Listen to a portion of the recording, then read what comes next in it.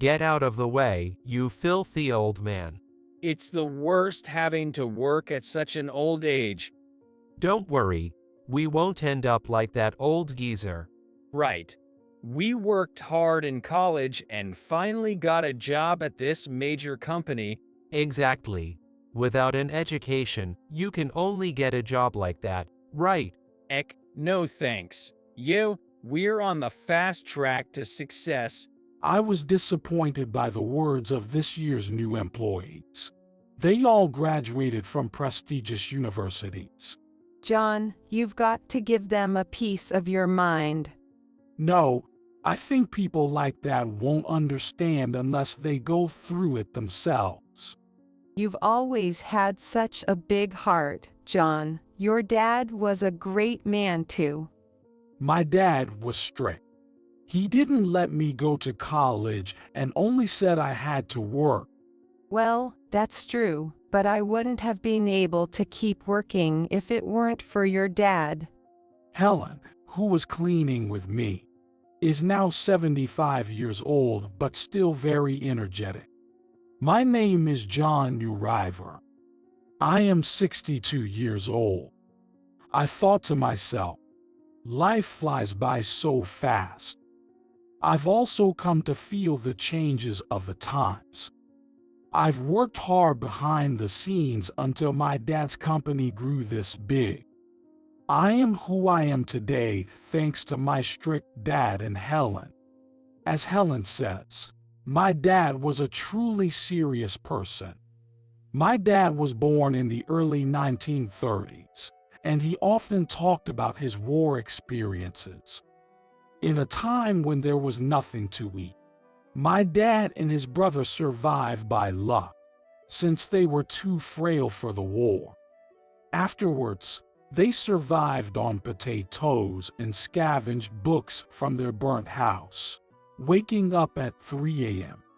in a barracks to bake cornbreads and pushing a cart to sell them at train stations for income. When cornbread sales began to decline, my dad noticed a black and white advertisement in the newspaper. He started a small advertising company with the money he had saved. Running around for ad sales and operating printing machines became their daily life.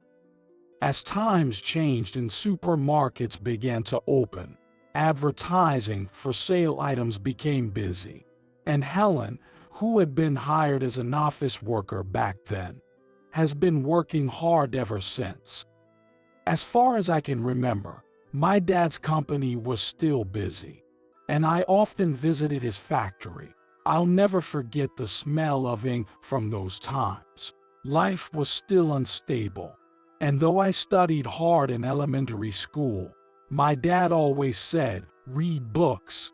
Our house was filled with many books. But many books were too difficult for a primary schooler to understand. Although I was physically weak and not good at sports, my mom carefully considered my nutrition, and somehow, I managed to keep up with school despite frequent absences.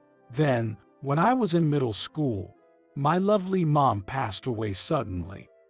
We began to live by ourselves, just me and my dad. My dad tried to stay strong, but I had no appetite and was tired of crying. During that time, Helen, the office worker, would always bring over dishes she made. Helen had lost her husband and was working hard to raise her 2 sons.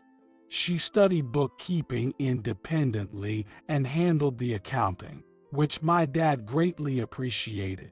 Watching my dad, I chose the high school via correspondence courses and worked in a kitchen at a newly popular restaurant while attending at high school. I gave up on college and chose commerce in my correspondence courses, learning typewriting, bookkeeping, and business.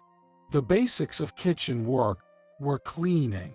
I learned to wash dishes and serve meals there.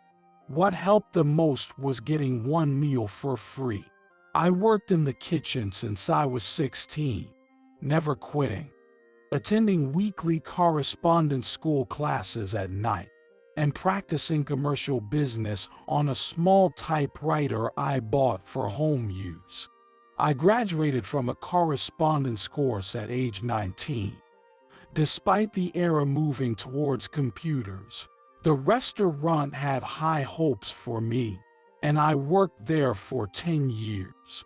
Following my dad's advice, I read various books and attended a vocational school for IT for 3 years.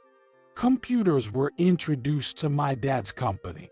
On Sundays I worked in the restaurant, and on Wednesdays, my day off, I went to my dad's company. I married a woman I met at the restaurant and was blessed with a lovely daughter. By then, I was 30 and started helping with sales under my uncle. I expressed my gratitude to the long-supported restaurant and learning customer service alongside my uncle. Even though I was weak with alcohol, I gradually became stronger under my uncle's guidance. During the day, I accompanied sales while learning various languages through my computer at home, and was surprised to find that actual languages spoken by foreigners was quite different from what I had learned.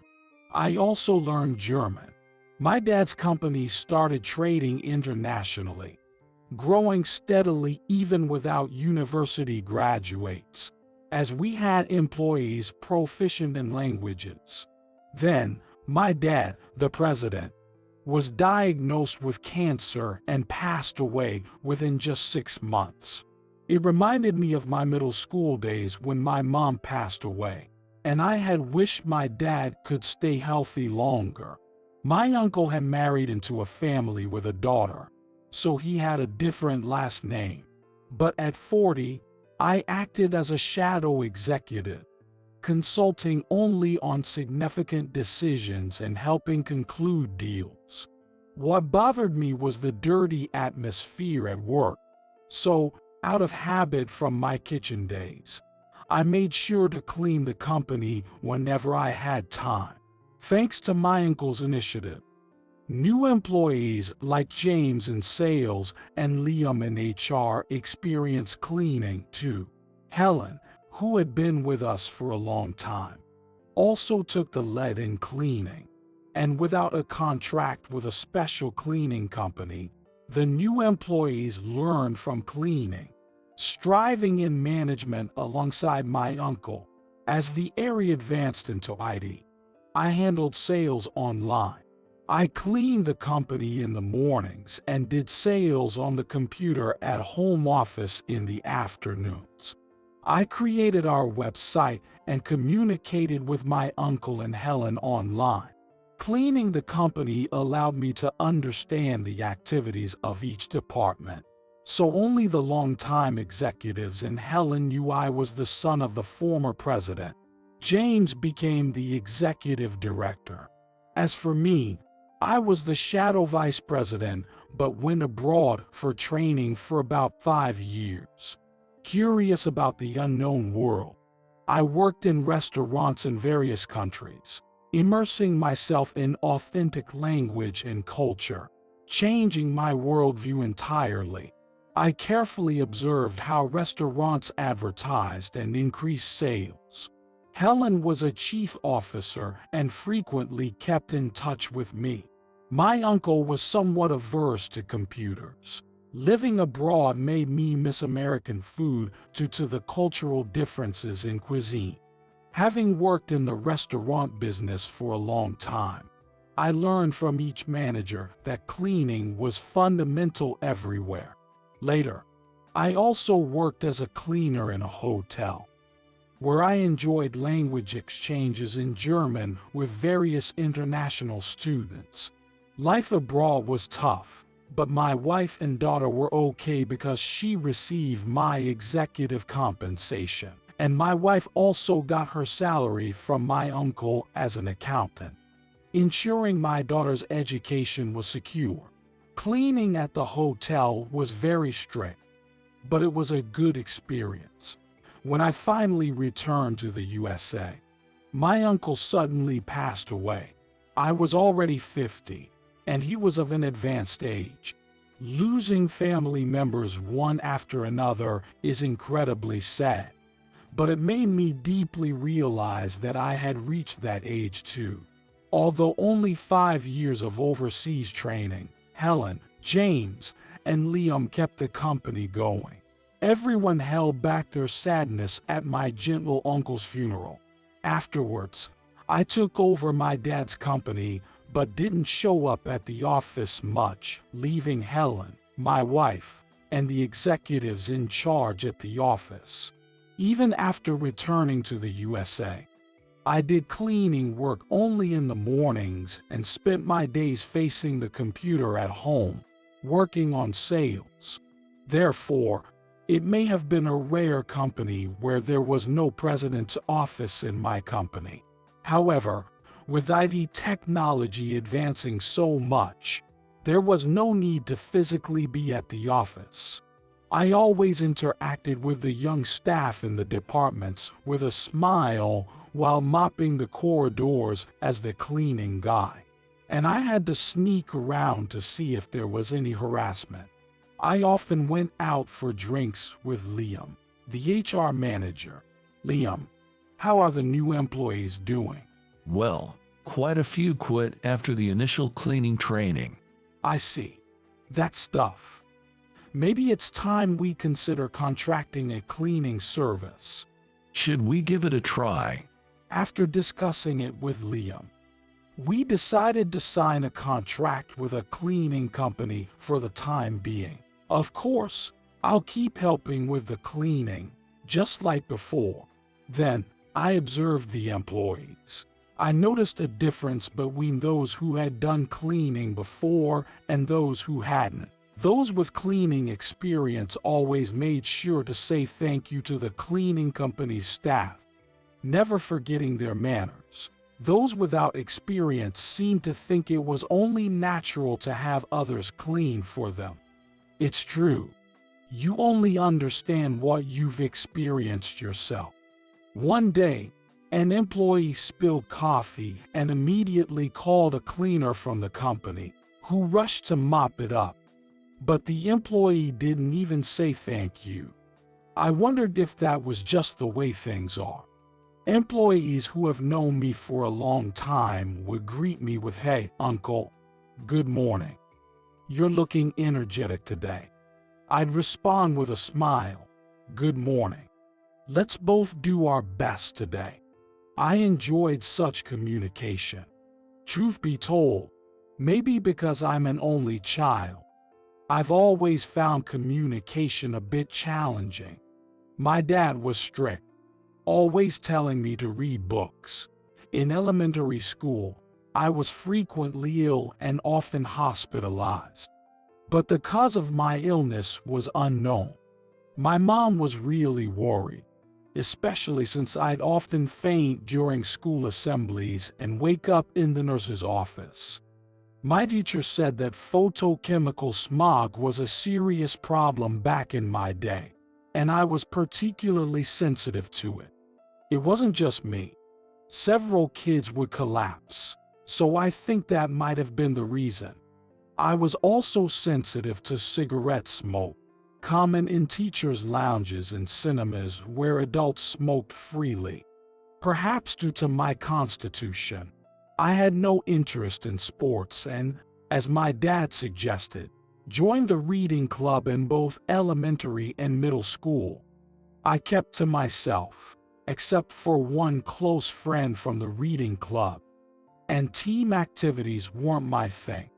I got used to some teamwork when I started a part-time job at 16, though most of the work was solitary.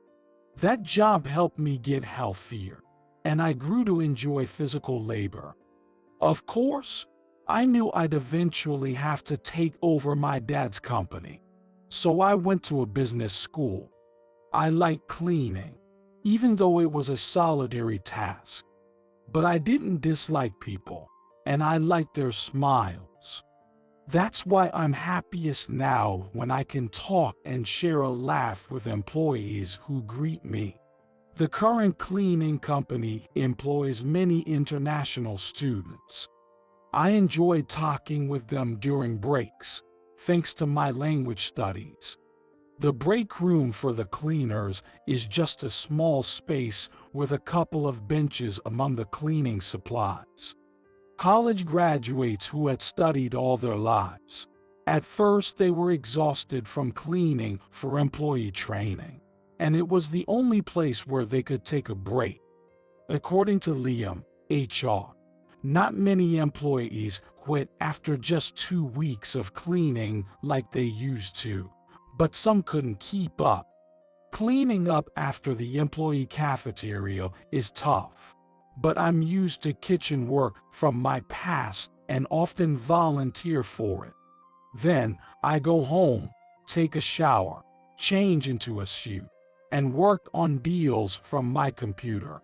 For major deals, I meet with James, the executive, in a luxury hotel restaurant. So current employees have never seen me in a suit. As Helen, who has been of great help over the years, approaches retirement, she called me at home. Helen, is something up? Oh, John, I mean, the president.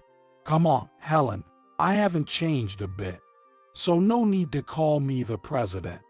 Is that so? Feels weird, huh? Helen laughed. Then she said, actually, I'm hitting retirement age, and thanks to you, my sons are independent. It's boring being home alone. I'm tired of being a senior staff, so if it's okay, could I work in cleaning like you, John?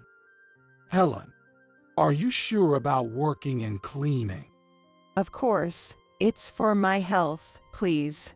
Well then, by all means, I'll let the HR manager know. Thank you, I'm looking forward to it. And so, Helen became a cleaner. It was her wish, after years of managing the office, taking care of meals for my dad and me, and excelling as an accountant. I gladly and happily accepted the task. Then, starting the next week, Helen and I enjoy cleaning together. However, around that time, an epidemic became severe in the country. Most employees had computers at home and could use them, but some did not. The company provided those without computers at home with one, and everyone shifted to remote work temporarily. Supervision was undertaken by James, the executive vice president, Liam, the HR manager, myself, and Helen, whom I asked to help in the afternoons. In the mornings, Helen and I would wear masks, do some cleaning and general patrolling before switching to remote work in the afternoon. Sorting documents was handled by various department heads, but I figured employees wouldn't like being watched over. Some employees slacked off during remote work, a situation that lasted for a year. The company's performance suffered and sales dropped. Every company had to overcome these challenges, and supervision became difficult. We coordinated supervisory shifts over cell phones and had several remote meetings with the executive vice president, which led to the decision to issue pay cuts to the slacking employees. We also had to temporarily terminate our contract with the cleaning company. The food and beverage industry continues to lose money and no more advertising requests. The company had been doing well until then, but we had to accept reality. I pondered deeply. I decided to establish a small subsidiary in the countryside. It pained my heart, but due to the noticeable slackers, I had no choice but to reassign those employees to the regional branches as a form of demotion. Since I wasn't making my presence felt as the president, I regretfully asked James to handle this task. It was a tough year. trying to keep the company afloat while issuing pay cuts. The following year, only employees who had diligently worked remotely started coming back to the head office. No employees quit, although they were left to go to the countryside. International transactions also decreased significantly due to the lack of direct negotiations. But somehow, we all managed to get through the tough times. Helen, James, and Liam really stepped up during these two difficult years. Remote work lasted a year, and with regulations from the government slowly easing, we gradually started returning to normal. This year, new employees are joining us. Then, the flowers fell in April, and Executive Director James smoothly conducted the orientation for new employees. We also renewed our contract with the previous cleaning company, and we started the training for new employees. As usual, I was cleaning inside the company. On the last day of the new employee training, I encountered a new employee. Get out of the way, you dirty old man. Ending up in such a job at his age, that's just the worst. Don't worry, we won't end up like that old guy. Right. We worked hard in college and finally got a job at this major company. Exactly. Without an education, you can only get a job like that, right? That's dreadful. Yay, we're on the fast track to success. I was disappointed by the words of this year's new employees. All the new employees this year were graduates of prestigious universities. John, you should say something to them. No, I think people like them need to experience this kind of work to understand. You've always been so broad-minded, John. Your dad was a great man too. I saw the name tags today. It was Andrew and Tim. As expected of you, John. This went beyond disappointment. It was essential to teach the younger generation about what's important. So, I immediately asked James and Liam to prepare for another orientation the next day. Liam contacted the new employees. The next day, I stood in front of the meeting room in a suit. James and Liam also stood beside me. The new employees walked in, one after another. What's with a second induction orientation? I've never heard of such a thing before. I'm hearing about this for the first time too. Just when we thought the training was over, some of them were mumbling as they entered the room, while others looked pale and nervous again. Then, Helen appeared, suited up just like old times. She was a smart woman. Instead of a skirt, she wore a sharp pantsuit, looking as distinguished as ever. Despite being 75 years old, she looked no different from someone in their 60s, just like me. Then came Andrew and Tim, who had yelled at me the day before. What's this all about? So tedious. He muttered, seriously. What kind of company does this? Then they saw me, standing in a suit. Isn't that the cleaning guy from yesterday? What's this? Hilarious. Wearing a suit, it's like putting a costume on a grandpa. And that one next to him. Isn't that the cleaning grandma? Exactly. Are they going to become employees or what? Two of them looked down at me. They looked down on Helen, too. The executives present started to tremble. Well, it looks like everyone is here. Shall we begin? Everyone lined up in front, including the shaking James. James started off with a speech. To all new employees, congratulations on completing your training. For the first time, our company is holding a second induction ceremony. As I introduced myself last time, I'm the Executive Vice President, James.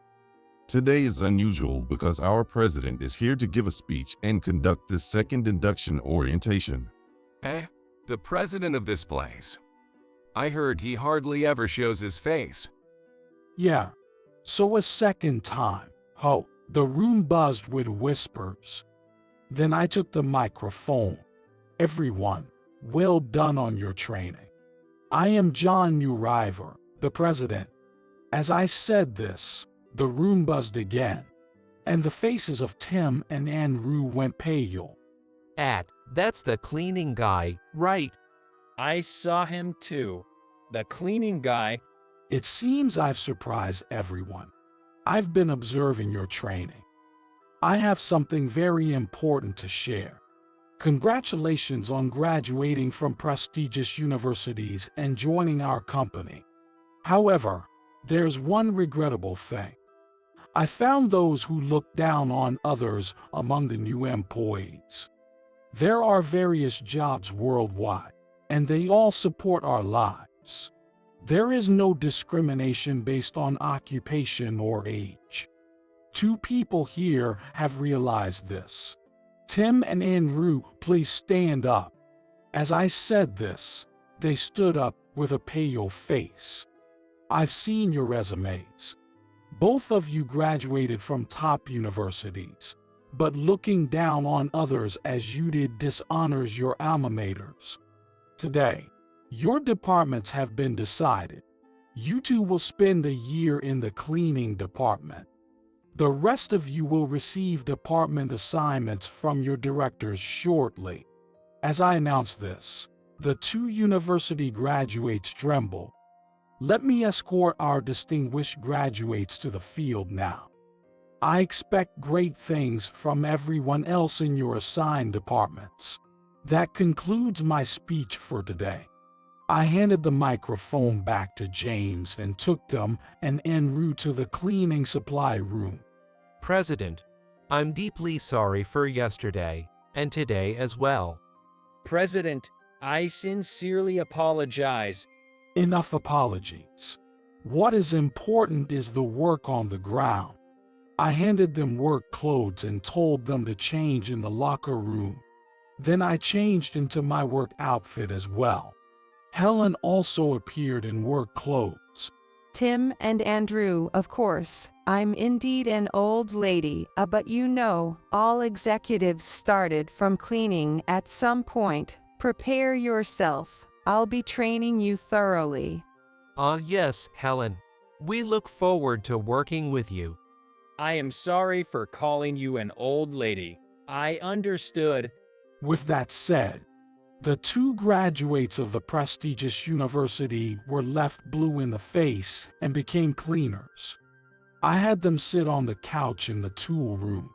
It's easy once you get used to it. Don't worry. Our company doesn't have a president's office, so in a way, this is it. Do you have any experience with part-time jobs? Yes, as a tutor. I was also a tutor. Interesting. How about languages? I can of course speak German. Me too, but only German, basically. That's reassuring. Our company didn't have a cleaning service back in the day, but now, our cleaning service employs various international students as part-timers. I hope you'll take this opportunity to learn as many languages as possible. I've similarly taught myself. Our company will continue to engage in various international transactions. This opportunity will surely become a foundation for you. I said a year, but depending on your efforts, 3 months could suffice. Learn not to discriminate based on nationality or job during this time. If you work hard, you can quickly move to sales or an interpreter position for international relations. I want you to do your best. Yes, President, I understood. We'll do our best. I took the 2 out first to clean up food scraps and other things in the company cafeteria. It stinks. Tim, don't you eat out. Yes, I do. People doing this kind of work allow you to enjoy dining out, right? Remember that well. Yes, I understand. Though I said a year, of course, I moved them to office work after just 2 weeks. Both of them said it was a very good learning experience. Thank you. They're now working hard at their desks. Helen also taught them how to use a mop properly. Later, Helen, who had been with us for a long time, retired to live with his son. 3 years later, I reached retirement age and continued to clean in the mornings as chairman, leaving the presidency to James, the executive vice president, and Liam, the HR manager, who became the vice president. I'm still surrounded by my 3 grandchildren, living close to my daughter and her husband, and I'm happily spending my days with my wife. 15 years later, I look back on my life. Tom and Andrew have become department heads and managers, taking good care of their colleagues and making commendable progress. Though I may soon face the end of my life, I vowed to watch over the company my dad and uncle founded to the very end.